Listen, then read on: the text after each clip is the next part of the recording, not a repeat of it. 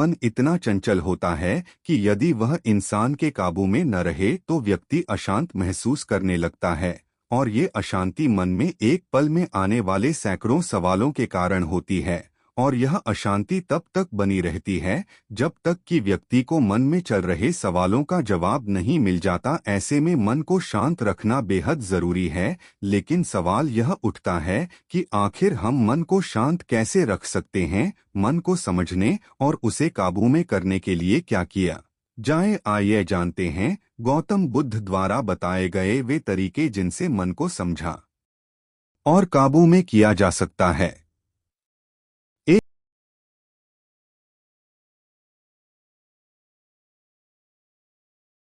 एक बार एक व्यक्ति गौतम बुद्ध के पास गया और उसने बुद्ध से पूछा कि मन को काबू में करने का पहला उपाय क्या है। बुद्ध कहते हैं, अपने मन को समझने का पहला उपाय है इसके द्वारा दिए गए लालच की व्यर्थता को देखना और समझना। वे आगे कहते हैं, दरअसल जब जब मन अनशांत होता है तो वही मन व्यक्ति को कई तरह के लालच देता है, और जिसने मन द्वारा दिए इन लालचों को पहचान लिया तो समझ लो कि उसने मन को समझने का पहला उपाय समझ लिया। फिर व्यक्ति बुद्ध से पूछता है कि लेकिन हमें यह कैसे पता चलेगा कि हमारा मन हमें लालच दे रहा है और वह लालच हमारे लिए किसी काम का नहीं है। इसका जवाब देते हुए बुद्ध कहते हैं, अनुभव से। बुद्ध का जवाब सुनकर वह व्यक्ति बुद्ध की तरफ आश्चर्य से देखता है।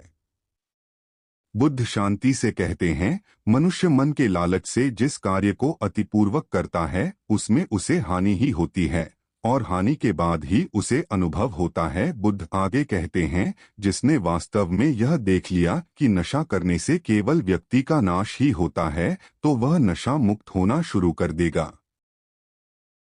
वहीं जिस व्यक्ति ने जान लिया कि दूसरे से जलन करने से खुद के शरीर का ही नाश होता है तो वह जलन करने की आदत से मुक्त हो जाएगा।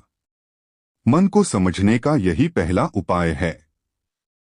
वह व्यक्ति पुनः बुद्ध से पूछता है कि मान लिया कि व्यक्ति पहले उपाय से यह जान जाता है कि वह मन द्वारा दिए लालचों के कारण दुखी है, तो फिर दूसरा चरण क्या है। बुद्ध कहते हैं, खोज पर निकलना अर्थात खोजना। वे आगे कहते हैं, दूसरे उपाय के लिए ऐसे व्यक्ति की खोज पर निकलना होगा जो पहले ही अपने मन को जानकर इससे मुक्त हो चुका है। दरअसल एक ऐसा ही व्यक्ति तुम्हारा मार्गदर्शन कर पाएगा। व्यक्ति बुद्ध से पूछता है कि ऐसे व्यक्ति की पहचान कैसे होगी। बुद्ध कहते हैं, यही तीसरा चरण है। बुद्ध आगे कहते हैं, सुनना ही अपने मन को समझने का तीसरा चरण है। व्यक्ति पुनः बुद्ध से पूछता है, क्या इसे देखकर पता नहीं किया जा सकता। बुद्ध कहते हैं, देखने में कोई व्यक्ति बहुत शांत और अच्छा लग सकता है, लेकिन उसके मन के भीतर क्या है यह बातों से ही पता चल सकता है। वे आगे कहते हैं कि किसी की बातों पर तब तक विश्वास नहीं करना चाहिए जब तक कि वह तुम्हारे विवेक की कसौटी पर खरा न उतरे। गौतम बुद्ध आगे कहते हैं कि कर्म ही मन को समझने का चौथा चरण है। खुद को जानने के लिए सही दिशा में कर्म करना जरूरी है, लेकिन कर्म करते हुए व्यक्ति हर बार दो गलतियां करता है। पहली गलती यह कि शुरुआत ही नहीं करना, और दूसरी गलती यह कि पूरा रास्ता तय न करना। इन दोनों ही गलतियों के पीछे हमारा मन होता है। व्यक्ति अपने कर्म को पूरा इसलिए नहीं कर पाता है क्योंकि वह सोचता है कि मैं कल से शुरुआत करूंगा तो कोई यह सोचता है कि मैं असफल हो जाऊंगा। इन गलतियों का मुख्य कारण है जागरूकता की कमी। इसके बिना मन व्यक्ति को सही दिशा में चलने ही नहीं देता। गौतम बुद्ध कहते हैं कि मन को जानने और समझने का पांचवा चरण है जागरूकता। इसीलिए हर कार्य को जागरूकता के साथ करें। बिना जागरूकता के साथ किया गया कार्य या फिर जिया गया पल मौत के समान है।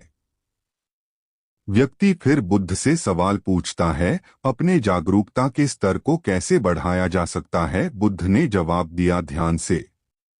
ध्यान ही मन को जानने, समझने और नियंत्रित करने का अंतिम चरण है। यानी ध्यान ही वह नाव है जिस पर बैठ मन रूपी नदी को पार किया जा सकता है।